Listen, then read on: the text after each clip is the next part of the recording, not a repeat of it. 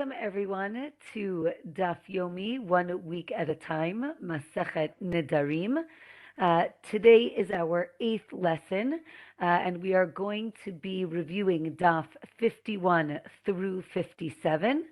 This week's class was dedicated in memory of Aryeh ben Yosef Halevi, Zichrono Livracha. His neshama should have an aliyah.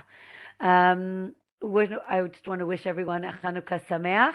I hope everyone is enjoying their Chanukah. Okay, we are going to begin on Daf 51, where we left off last week discussing the very interesting relationship between Rabbi Yehuda and Bar Kapara. And we left off with the fact that he wasn't invited to Rabbi Yehuda's son's wedding, and then he was invited. And here we have the end of that story, where Bar Kapara asks numerous questions to Rabbi Yehuda Nasi at his son's wedding. And when he didn't like Rabbi Yehuda's answers, he told him that if Rabbi Yehuda Hanasi brings him a cup of wine, and if he would dance for him, then he would answer his questions. And Rabbi Yehuda's son-in-law was so embarrassed for Rabbi Yehuda that he actually left the wedding with his wife, because he said, this is not the proper way to treat the Nasi, and therefore he left the wedding. And then the son-in-law spent so the Gemara talks about the son-in-law. This son-in-law is the person who spent a lot of money to get the haircut of the Kohen Gadol, of the high priest, so that people can see exactly what it looked like. So I think the moral of the story was that it was a complicated relationship between the two. And with that, we finished the stories of Rabbi Yehuda, and we are moving on to a whole bunch of Mishnayot. We're going to finish up this parak and start the next one, where we are going to go through numerous statements or declarations that people can make, and and the way we define them, right? Again, as we've seen throughout this Masechet, when someone takes a vow, we take it extremely seriously, but we need to know what is included in the vow. So we're going now to go through, again, numerous examples of what these different vows could mean. So let's start. The Mishnah says, if you say, the following is forbidden to me, right? And we'll go through a whole list. So if you say, in Hebrew we say ma'aseh kdeira, that means boiled food.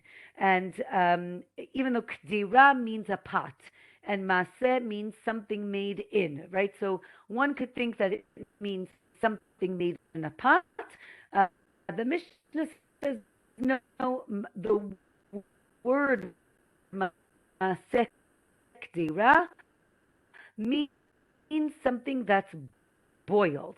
However, if you say anything placed in a pot, then it means anything that has been cooked. The all foods that go into a pan is first put in a pot. So it also means this would be forbidden. But if you forbid something that was made only in a pan, then you can use things that were made in a pot. So we're going to make that distinction the other way. What if you say something was, right, I forbid for myself something placed in an oven? The Gemara explains that refers to bread. Bread was baked on the walls of the oven. Therefore, if you use that phrase, placed in an oven, it means bread.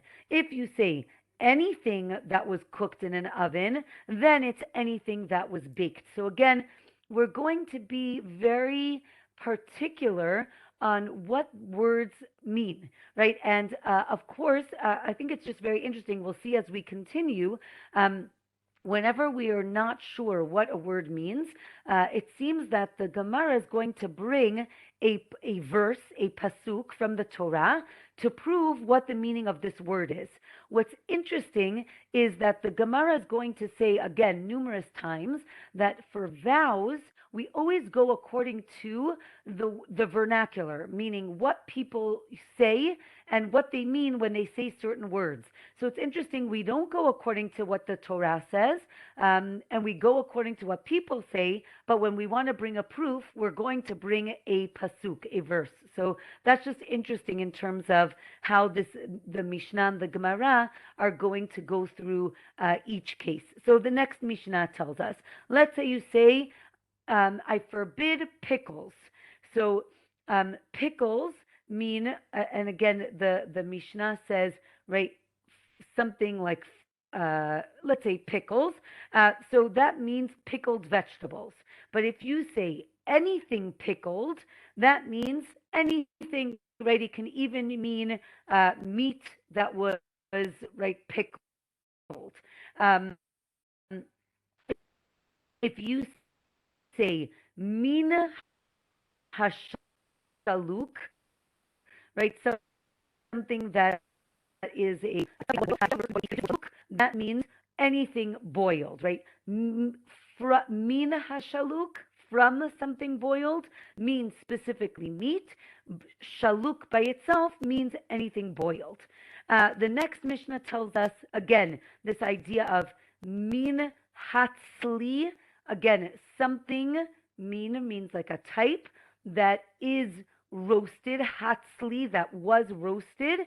This means roasted meat. But if you just say tzli, that means anything roasted, right? If I say a roast, I understand that I mean meat. But if I say something roasted, it could mean vegetables. Right? Again, min hamaliach, that means something salted in general, right? But if you just say maluach, right, something salty or something salted, so that can mean anything. If you just say fish, right, fish are prohibited to me, that means anything with fish, but the fish brine would be okay. That doesn't fall into the category of fish. And here, the Gemara talks about the difference between dag, which is singular, and dagim, right, plural. So the Gemara says if you say dag in the singular, it means that you're forbidding to yourself large fish because those are sold like one at a time. But you could eat small fish, right? If you say dag is prohibited, you can eat little tiny fish, but not big fish. If you say dagim, that seems to imply small fish, right? You eat a lot of them, but you can eat a big fish. And here, again, as I mentioned, we're going to go to the Tanakh. Where do we see this idea of dag or dagim? We're going to learn it from the story of Yonah, right? Of Jonah, right? He was swallowed up by a fish, right? Dag means a large fish. Daga, which means a female fish, here seems to be, the Gemara says, it could mean a large or a small fish. So that is not clear what you meant. Next Mishnah. If I say I forbid myself from having milk. So the Gemara says you can eat the whey, right? You can eat the whey, which is the liquid part, or maybe you can't. Meaning, again, if the milk separates, can you have part of it? Some say yes and some say no. If you say cheese, that includes all cheeses. If you say meat, so you can't eat meat, but it seems you can have gravy or like the little pieces of meat that like fall off into the pan. Or maybe no, those are still considered meat, and therefore you can't even have that. Maybe, right, again, if I say I'm prohibiting myself from having meat, what about, let's say you cooked eggs with your meat? Maybe those eggs would be included because they're part of that meat dish, or maybe not. Again, maybe only if you explicitly vowed against those things. If you said wine, right, again, I vow to not drink wine, you can eat things that taste like wine, right? So if you have, I don't know, meat in a with red wine sauce, but you take away the red wine sauce and the meat tastes like red wine, you can still eat that. What if you say, right, anything that has the flavor of wine? So then that's it, anything that has the flavor. The Gemara says, right, maybe, right, when you make a general statement, maybe it includes, right, the specific food and even related things. Or maybe not, maybe only the specific things, right? So when we said milk, we had whey and milk. Those seem to be two separate things, and maybe you can have one without the other.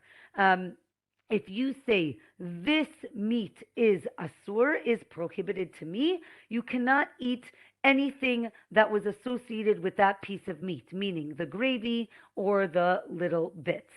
Next Mishnah. We're now on Daf 52. Next Mishnah. What if you say grapes, right? I will not have grapes. You can have wine because, again, here it's not. It's interesting, right? If you think about the Nazir, right, who is prohibited from anything that has to do with grapes, including wine, this is not the same thing, right? If you vow not to eat grapes, the Mishnah is interpreting it as being something extremely specific. You said grapes, and therefore you could have wine. Right? You can have wine. If you say olives, you can have olive oil. But if you say these grapes, so now if you made, right, again, these grapes, but if you took them and you made wine from them, these grapes. So the Gemara says, why? Why is that the case? The Gemara says when you say elu, right, anavim ha'elu, these grapes, it could, right, it means everything that's associated with these grapes, meaning including their replacements, right? Maybe if you replace it with something else, but maybe not wine, or no, even wine, because even though grapes don't mean wine, but if you said these particular grapes are forbidden to me, maybe that means all the way across. What if you use the word eat, right? It's forbidden for me to eat this or to taste it. So then it includes anything that comes from that food. Again, if we said, right, this meat, if it gives flavors to the things that are cooked with it, so then all of those things become forbidden because they're associated with that meat. Right? If you say I won't taste it, it might include anything that even comes from it. And therefore, right, again, you can't eat, let's say, fish brine if the fish are prohibited. So again, we're taking this specific thing and expanding it depending on the language that you use. Daf 53, the next Mishnah, we have dates, right? So if you say these dates are forbidden to me, you can't, or sorry, if you say I will not eat dates, you can have date honey, right? Nowadays, Silan is very popular. So if you say dates, that doesn't include Silan, even though it's made out of dates. But when you said dates, we generally think of the fruit. If you say, I will not eat winter grapes, so then you can eat winter grape vinegar, right? Because you're not eating the fruit itself. The word you vowed against in the name, so then that would be prohibited. Or maybe not, right? Again, we just said winter grape, but winter grape vinegar is okay. That has the same word in it.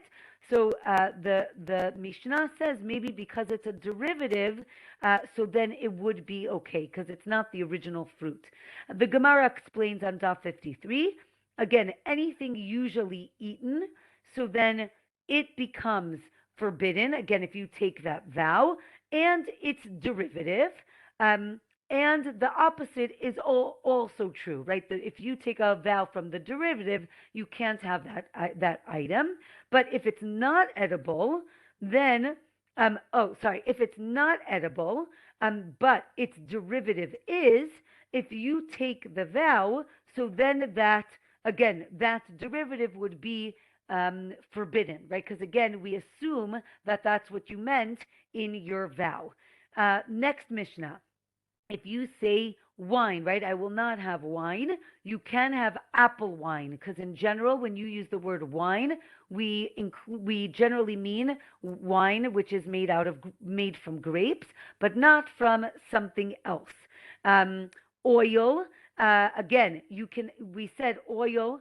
If you vow to not have oil, you can have sesame oil. It seems that that was not the usual type of oil that they used, and therefore you can have sesame oil. Again, honey.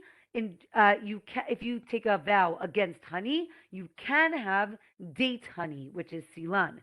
Vinegar, you can have those winter grape vinegar because that's not the usual type of vinegar.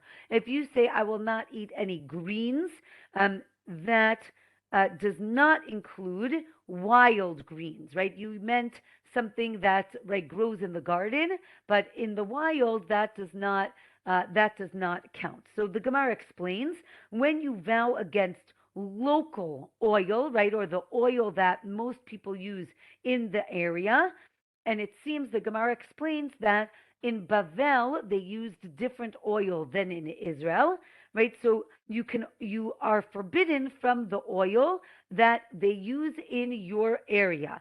So in Israel they used olive oil, still do today. In Bavel they used sesame oil.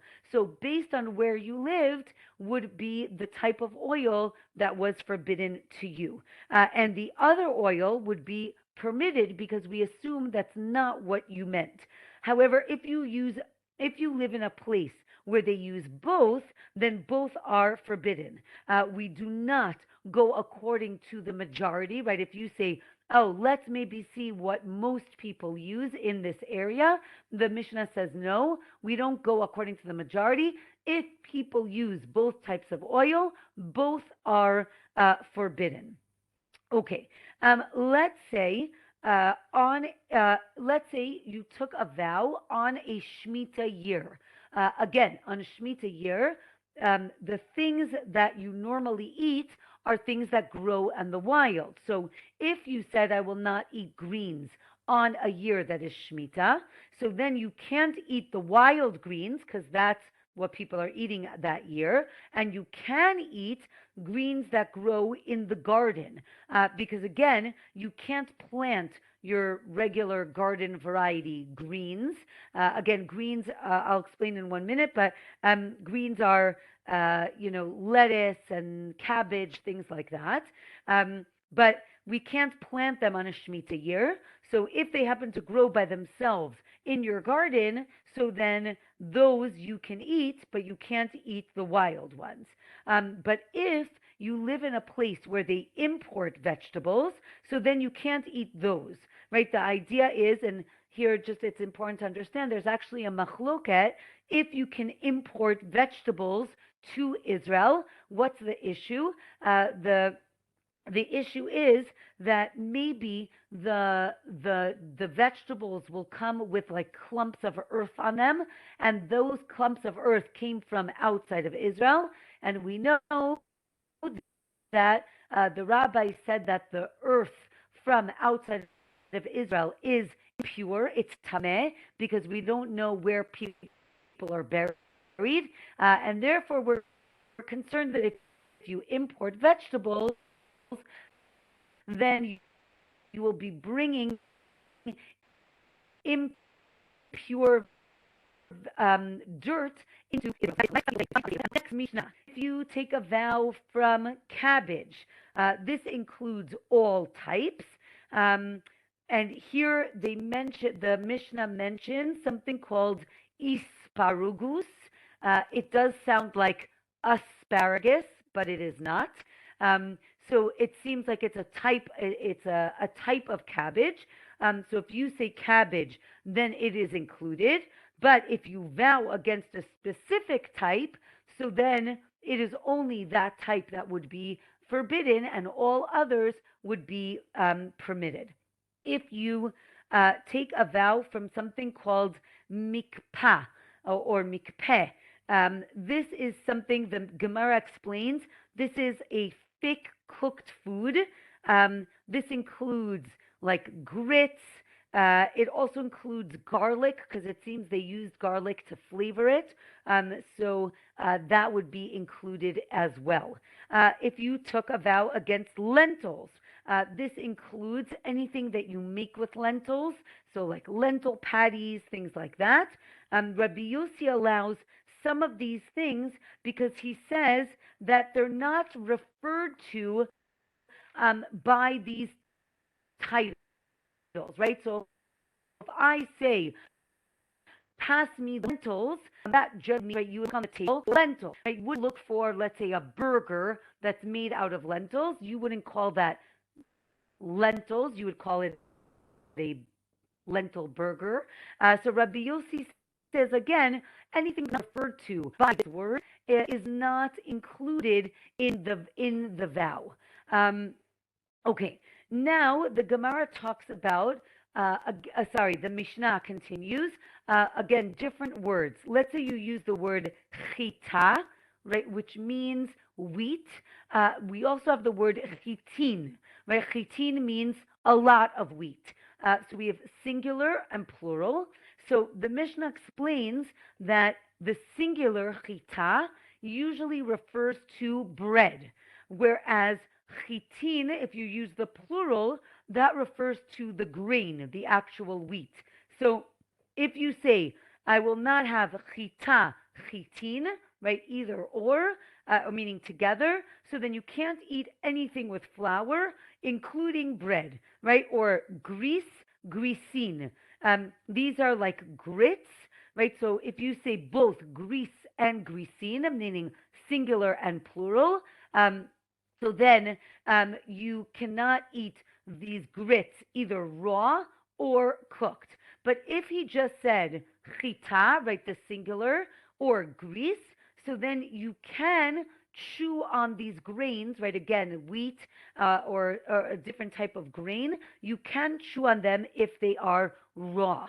We're going to continue on Daf 53. The Gemara explains again, chita, the singular, means you can't eat it cooked, but you can eat it raw, meaning again, the actual grain.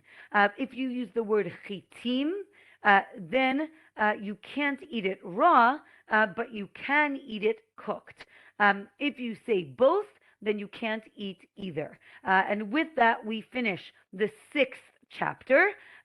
We are now going to start the 7th chapter, but it is going to be more of the same idea of, again, trying to understand what we mean when we take different vows and what the words actually mean. So again, let's say you use the word greens, which we saw before. We're now on the top of Daf 54.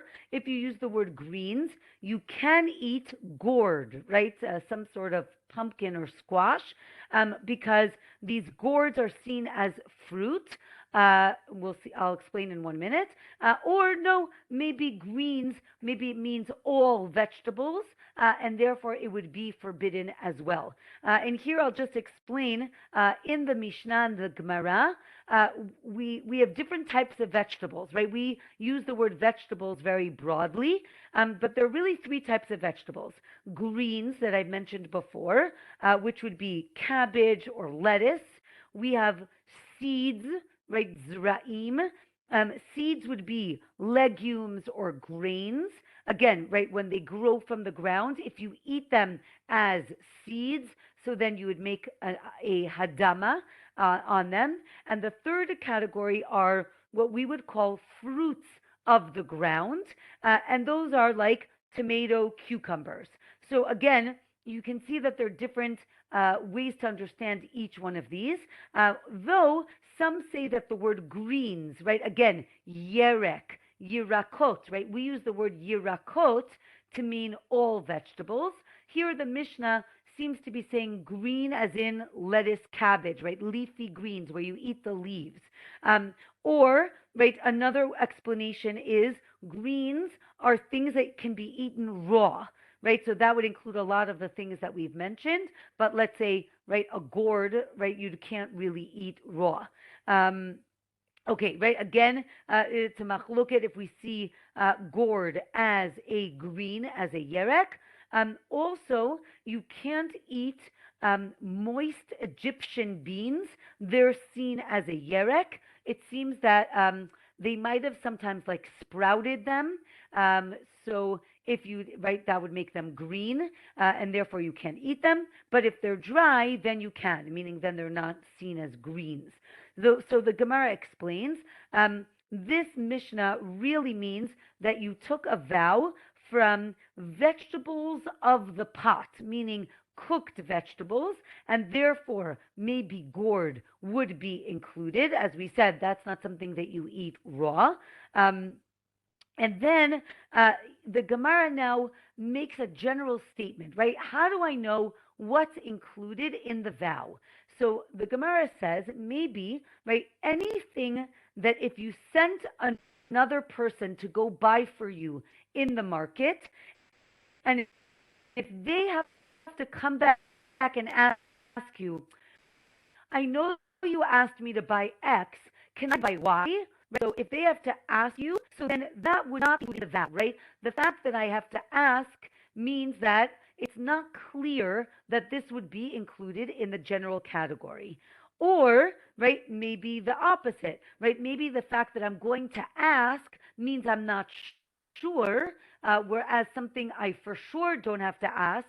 So then obviously I don't have to, right? It's not included in the vow, right? So that would be there's a machloket how we understand this, right? So since we're talking about sending someone to do something for you, the Gemara now goes on to a different case, right? Let's say someone sent someone else to do something, right? In Hebrew we say it's a shaliach. Right, you send a shaliach, a messenger. You send somebody else to do something, right? In modern Hebrew, we say you can order something as a mishloach, right? You want it to be delivered to your house. Here we're talking about a shaliach, someone who is being sent to do something. So let's say, right, I tell my friend to go get me something, and then I realized that the money I gave my friend was actually sanctified. It was hekdesh. So if the shaliach, if the messenger did exactly what I told her to do, so then I'm the one who's at fault, and I have transgressed the idea of using something sanctified, right? So if I send my friend, she does exactly what I told her. I was in the wrong, right? But if the shaliach changed something, right? Let's say I said, take this money and buy me meat, and my friend buys me fish. So then she's the one who is has transgressed, right? She's the one who did me'ilah, right? Who has stolen or misappropriated from something sanctified, as opposed to me because she didn't follow my exact instructions. Um, right. So exactly the get me meat. What does that include? I was actually thinking, should I say chicken? Right. So if I sent you to the store to buy me meat and you bought me chicken, did you follow my instructions or not? Right. So the Gemara says meat includes all types of meat and chicken. But sorry. Right. So this could be in terms of sending, but also let's say I take a vow not to eat meat. This includes I can't have meat, I can't have chicken, but you can have fish or grasshoppers. Enjoy that. Rabbi Shimon says you can have organ meat or chicken because that's not what people call meat, right? So if I say get me meat and you got me liver, that according to Rabbi Shimon, that is not included in meat, right? So if someone who takes a vow against having meat can, according to Rabbi Shimon, can have, again, organ meat or even chicken. So again, let's go back to our shaliach case. If I sent a shaliach to buy me meat, and let's say there's only liver, right? So the question is, would that person go back and ask, can I get you liver instead or not? Right? What about fish? Right? Would the person would probably not ask about fish. What about chicken? Right? Again, right? How close are these things in terms of our general category? So here the Gemara brings a case, right? If a person bloodlet and sent someone else to buy them meat, you wouldn't think to buy them fish or chicken because those are not good for bloodletting. Obviously, you meant meat, right? We would think of it as, right, iron, right? A lot of blood, right? Getting the blood, you need to eat iron, right? Chicken is not the best source of iron, right? Red meat is. Um, and since we're talking about this, right, let's say if a person's eyes hurt him when he made the vow, so then you know for sure he wasn't including fish because, again, fish are bad for your eyes, or no, maybe fish are good for your eyes. And the Gemara explains, fish are only good for your eyes at the end of an eye illness, but at the beginning it is not good. Okay, Daf 55. The next Mishnah. What if I take a vow from Dagan? Right, Dagan means grains. So here it includes. So the first opinion is it includes it includes Egyptian beans, uh, because we'll see in a minute. The Gemara is going to explain that the word dagan also could mean midgan, something that is piled. Egyptian beans were piled, so they would be included. Another opinion in the Mishnah is no. There are only five. When we say dagan, it means the five specific types of grains, right? Wheat, barley, oat, spelt, and rye. That's what it means when you say the word dagan. However, right there, we just saw that dagan could mean either or. But if you say tvua means wheat. Here, the Gemara says, the Mishnah says, it's only the five species, meaning tvua means any one of the five grains that I just mentioned. So again, the Gemara says dagan means anything that was piled, from the word midgan, not only grain. Right, and again, we're going to use a biblical proof, which I think is again fascinating, from the Tanakh. Right, Chizkiah the king, he said that they needed to bring truma, right? They needed to take off the gifts to the Leviim and the Kohanim, and he said things from tvuat haaretz, right? The grains of the earth. And here the question is, what did he mean? Did he mean only grain? The Gemara is saying no. He meant all produce needs to be tithed. So here you see that the word tvua does mean all produce. So the Gemara says no. The word tvua by itself means. The word tvua by itself means the five species. Everyone agrees. But if you say, again, the word tvuat haaretz, right, the grains of the earth, that means anything, right? Basically, the produce of the earth, which means anything that grew. And again, the Gemara brings another proof for that as well. Now we're going to have a story about this idea of tvuat haaretz and alalta, which we're not sure what it means. So we have a story of the son of Shmuel who told his workers to give Rava 13,000 dinars from the alalta of his field. Now the Gemara explains that the word alalta means tvua. Now again, we want to understand, does the word tvua mean produce, or does it mean grain?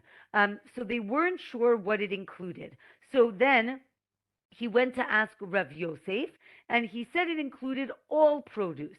So Rava said, No, no, no. I knew it included all produce, but what I really wanted to know is does it include, right, any money that you get from renting out houses or houseboats, right? Since maybe they're considered income.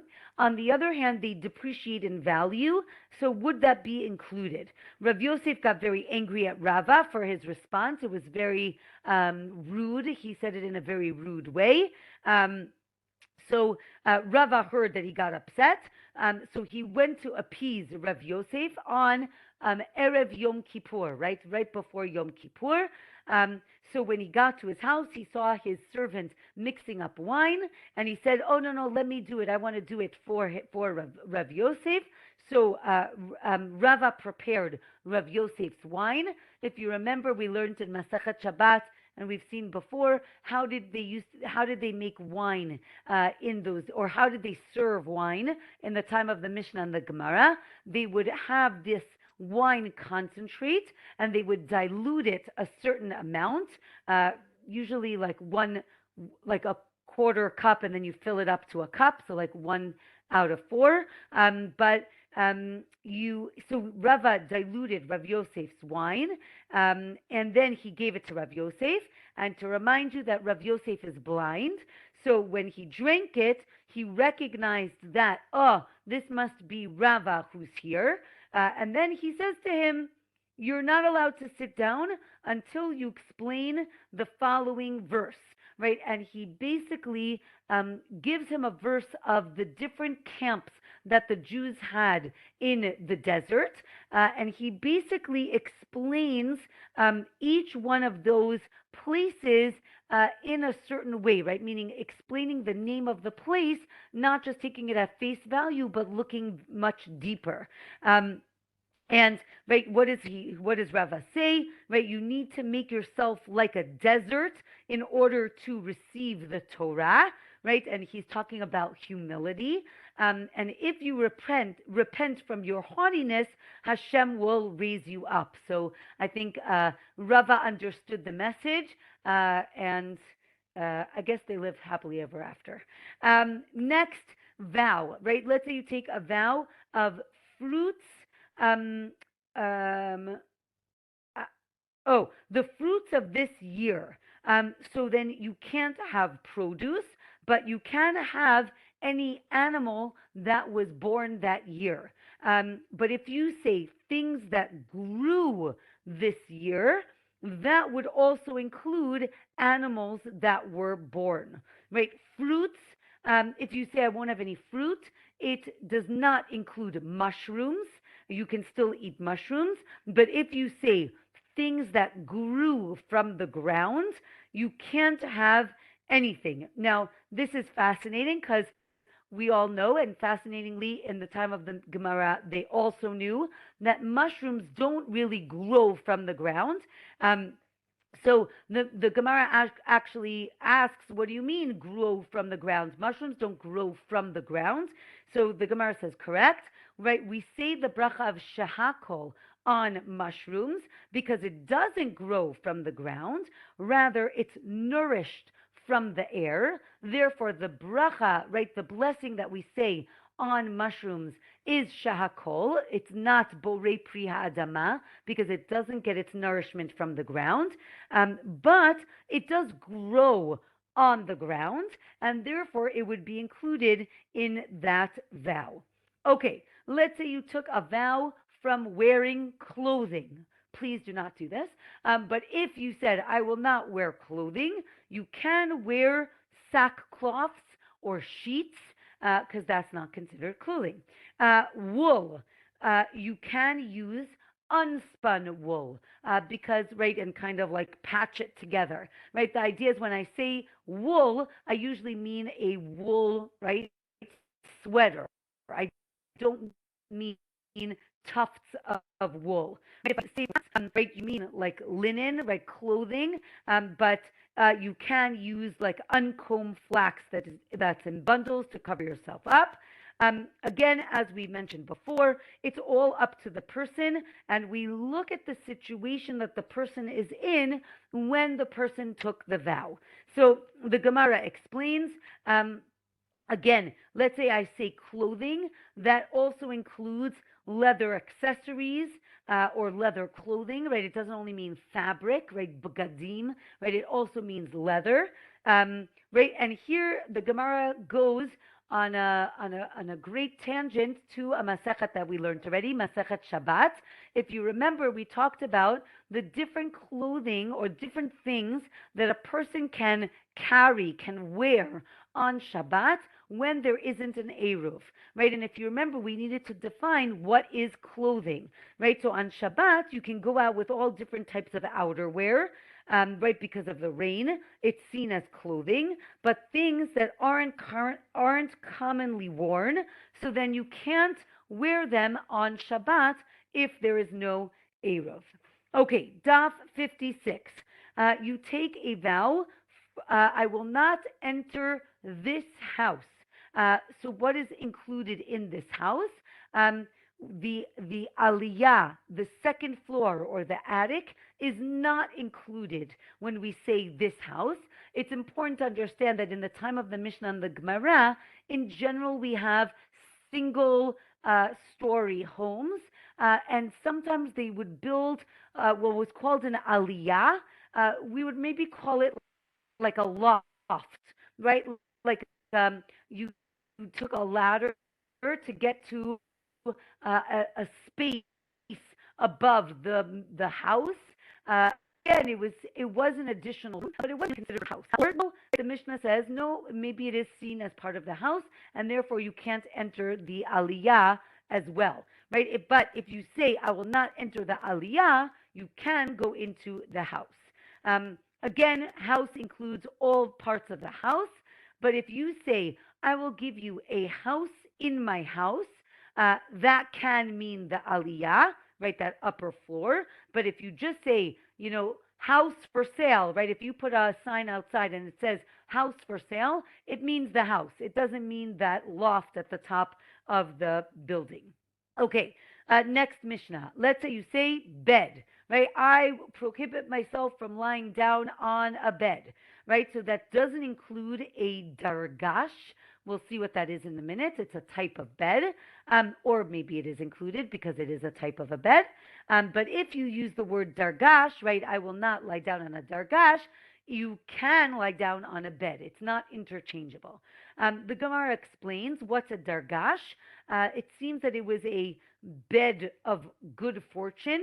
It was seen as ceremonial, and they would set it up in the house to honor the guardian angel. Uh, sorry, to give good luck to the house, almost like a kisei shel Eliyahu, right?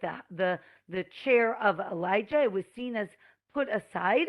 So if it's just ceremonial, so we know that it would not be considered a regular bed, and therefore it's not included in the vow. Though the Gemara continues and brings numerous sources that a dargash actually is a bed, right? Maybe it's this bed made out of leather, right? It's like a wooden frame with a leather sheet that's held up with straps. Or no, maybe it's a regular type of bed, just with different types of ropes, right? Again, in the time of the Mishnah and the Gemara, the beds were wooden frames that they strung ropes through, and then they put on, right, their mattress, which was probably, right, like a bag filled with maybe straw, and that is what they put on. Okay, next Mishnah. I am prohibiting myself from going into this city.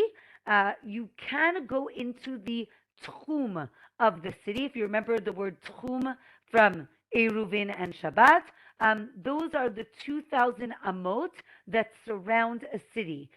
So they're not really seen as the city limits, but for the sake of Masachat Shabbat and Eruvin, they are. So they're not considered part of the city. You can go into those 2,000 amot. But hold on one second.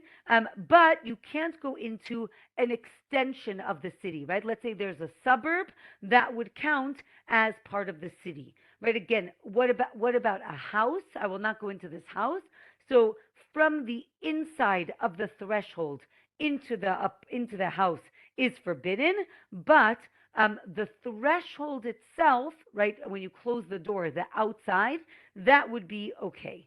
And again, the proof text is from the Torah, from the Tanakh, right? It says that Joshua was in Yericho, in Jericho, but we know that he wasn't in Jericho because the walls were so big, right? He couldn't get in. It must be that he was in, right, the extension, right, the outskirts of the city, and that proves that the extension is part of the city. Okay, daf 57, right? Let's say I take a vow, right? Konam, right? These things are forbidden to me. We have a different way to vow, different ways to vow against fruit, right? So if I say these fruit are forbidden to me, or upon my mouth, or to my mouth, so then the fruit is forbidden, obviously, and their exchanges, right? If you exchange it for something else, that becomes forbidden because we use the word konam. Konam, if you remember from the beginning of the Masechet, reminds us of the word korban. It should be like a korban. So it is as if we are sanctifying it. And we know that with a korban, a sacrifice, if I try to exchange it, the other item also becomes sanctified. So the same thing here. And you're also forbidden from things that grow from that item. Okay, if I say the things that I taste or I eat, so then the things that you exchange it or the growth is okay. It is permitted because I am, right? You're either eating or tasting this item, but everything else is not included in that item. But only if, right, again, for the growth, it's only when the seed decomposes when you plant it, right? So those of you who garden, I am not one of those people, but if you garden, right, you know that if you plant a seed, right, the seed decomposes and right out comes a beautiful plant. There are certain things that if you plant them, they actually do not decompose, but a new growth grows out from them, right? The famous case is an onion, right? If you take an onion and you plant it, right, because it's like a bulb, right, a new onion will grow out of it or new things will grow out of it, but the onion itself does not really decompose. So then that onion will stay forbidden. Let's say a husband says to his wife, we actually have seen this before, right? Your earnings are forbidden to me or upon my mouth. So again, the exchanges of those things and the growth of those things are forbidden. But if he says, right, the things that I eat from you or taste from you, it's only the actual food. Okay. What if the husband says what you make? Okay, what you make is forbidden to me till Pesach, right? So again, either something that a food that you make or clothing that you make. So then I will not eat it or wear it till Pesach. So if she made it before Pesach, he can eat it or wear it after Pesach. But if he says, sorry, we're on daf 57, if I didn't mention that. But if he says, what you make till Pesach is forbidden to me, then, right, even after Pesach, it's forbidden to him. So again, we're being very specific on how we interpret these vows, right? What if he says, and this we saw before, right, you can't benefit from me till Pesach if you go to visit your father's house till Sukkot or by Sukkot, right? So if she goes before Pesach, so then things till Pesach are forbidden, which implies that if she doesn't go to visit her father by Pesach, then she is permitted to benefit from him, even though she might go in August to visit her father. But if she does go after Pesach to visit her father, and she did get benefit before Pesach, so now she retroactively transgressed this vow. So you have to be very careful. However, if he says the opposite, right, you can't benefit till Sukkot if you go to your parents by Pesach. So then after Pesach, she can do whatever she wants and get benefit. So the Gemara says, we have a question that's going to take us to the next few dapim, so we're going to have to remember it for next week. So the question is, right, let's say you took an onion and you picked it on the Shemitah year. Okay, so this onion has Kedushat Shvi'it, it's sanctified. Then you plant it in the 8th year when you're allowed to plant, right? And now it grew more than the original volume of the onion. The question is the new growth forbidden because it's an extension of the original, or is it permitted? And not only is it permitted, but now the onion becomes permitted because it becomes mivutal, it becomes like nullified by the original, right? The original onion becomes nullified from this new growth, and therefore the whole thing is permitted. So the first answer is it seems that it is permitted. As long as it grows more than the original volume or length or height, then it would be permitted. But the Gemara says, wait a minute, there's another case, right? If I take a young tree, right? Young means within the first 3 years. Now, that is called orla. Any fruit that grows on the first 3 years is forbidden to eat. But let's say I grafted this young tree onto an old tree, and now the young tree produces fruit. Now, the Gemara tells us this fruit, even if it grew, much more afterwards, the fruit is still orla. It's still prohibited. So we see that the new growth does not negate the original thing. So let's try again, right? Let's say you took an onion and you planted it in a vineyard. This is called kilayim, right? We're not allowed to plant two things in the same field. However, let's say then you uprooted the vineyard. So now the onion is okay. And then it grew more. The onion is still prohibited. So that seems to say that even though there's new growth, it is prohibited. Let's try one more time. If you take you harvest onions and you took off the tithes, the maaser and the truma, and then you planted it again, and then it grows more, right? So when you harvest the new onions, you still need to take trumot and masrot. So we see again, it was not nullified from this new growth, and therefore it seems like maybe our original question would be forbidden. The Gemara says, no, maybe this is a little bit different. Again, we want to be more stringent when we're dealing with trumot and masrot, and we want to be more careful. We will continue this discussion next week. Next week, again, as I mentioned, we will be going back to Tuesday for 1 week, because then we're going to go back to Wednesday for one more week. But I really appreciate, thank you for all your flexibility. I want to wish everyone a Chanukah Sameach and a Shabbat Shalom. And again, I want to again remind you that this shiur was dedicated in memory of Aryeh ben Yosef Halevi. And as I mentioned, his neshama should have an aliyah. So wishing everyone a wonderful Chanukah. See you next Tuesday. Have a great week, everyone.